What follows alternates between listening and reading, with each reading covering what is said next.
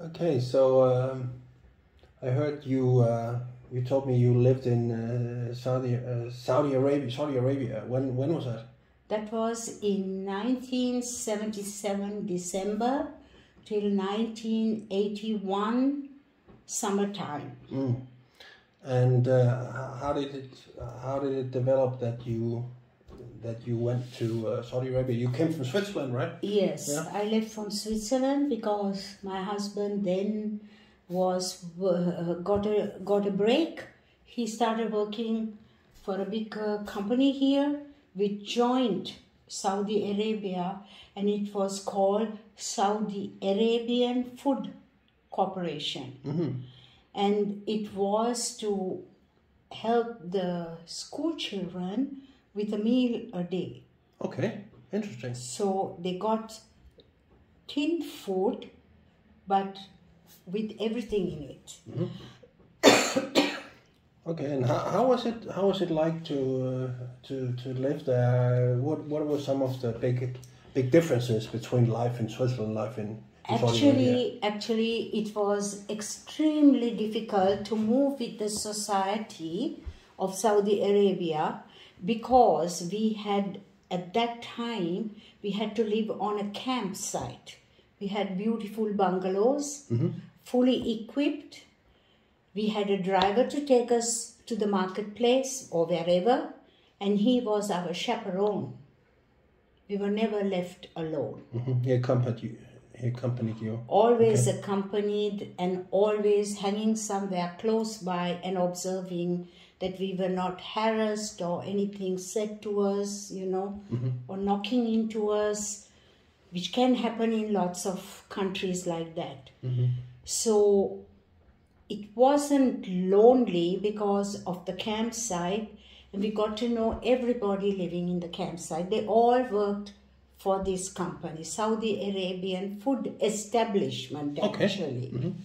And what was what was the food like in Saudi Arabia? What did you eat?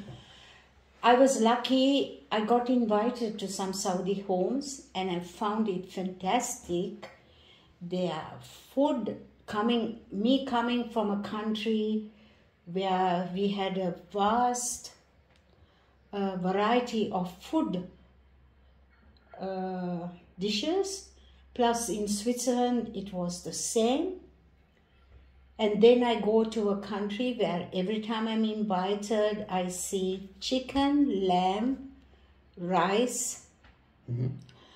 and a few carrots and beans, whatever, thrown in. You could count the number on your fingers, thrown into the rice. That was what they ate. But what they did eat was a lot of oranges. Okay.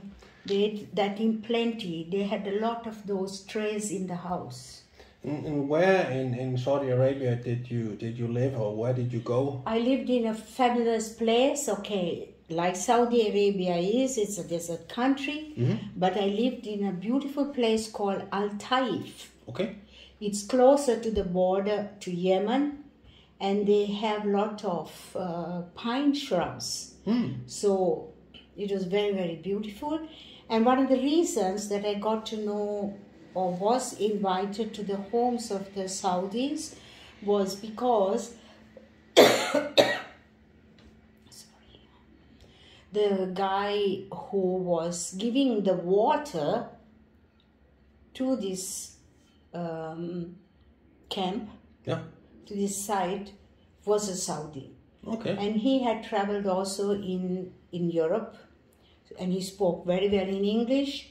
And then he is the first one who invited me, and I could visit all his family. They lived like in a palace, but each one having their own separate apartments.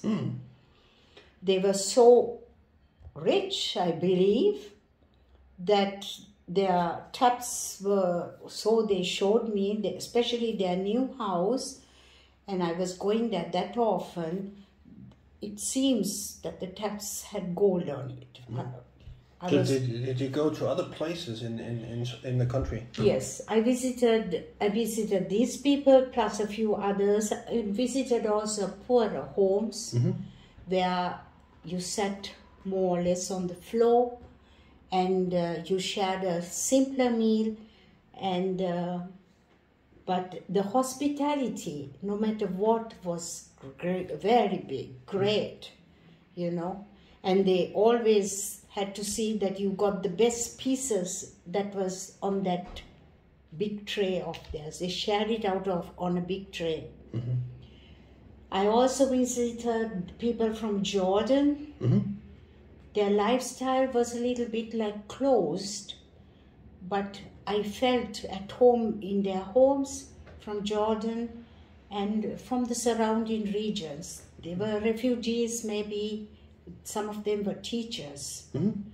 And then in some families, they took me out with this dress, mm-hmm. all in black, okay. Just that I feel how it is for them. Mm. And it was nice. Yeah. It was nice. Yeah. You didn't feel that you are suffocating with the heat or anything like that. Mm-hmm. And besides, Taif had also the seasons, and they have the seasons. Mm. It can get very cold and quickly change into hot. Okay. You know, and then change back into very cold.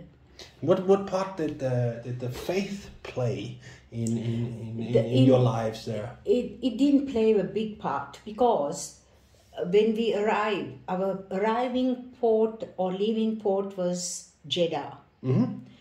And you come to the crossroads where you go to Medina, Mecca, and there are always police around there. Okay. So they won't let you go down that road. No. They will stop you and they will tell you, Al-Taif is this way. Maintain you are safe.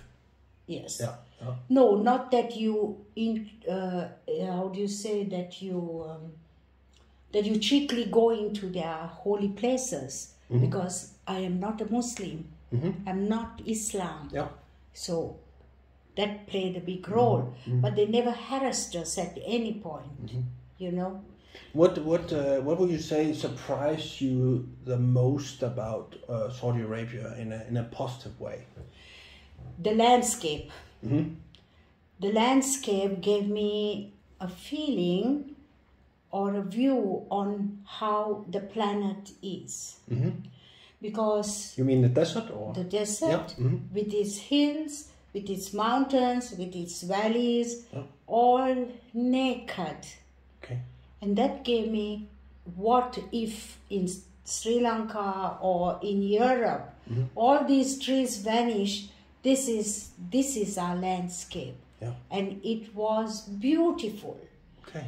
And what fascinated me also was, it rained a little bit and you happened to pass through those places, it was green even if it was only for a few days. Mm-hmm. Flowers bloomed and trees sprung up all in a short period of time. And what I realized is that if you walked in these places, you would see the tiniest little flower. And if you looked at it, you would really be surprised how beautiful that flower is. Unbelievable. And the vast extent that they had of these flowers. Thank you. Yeah, wait.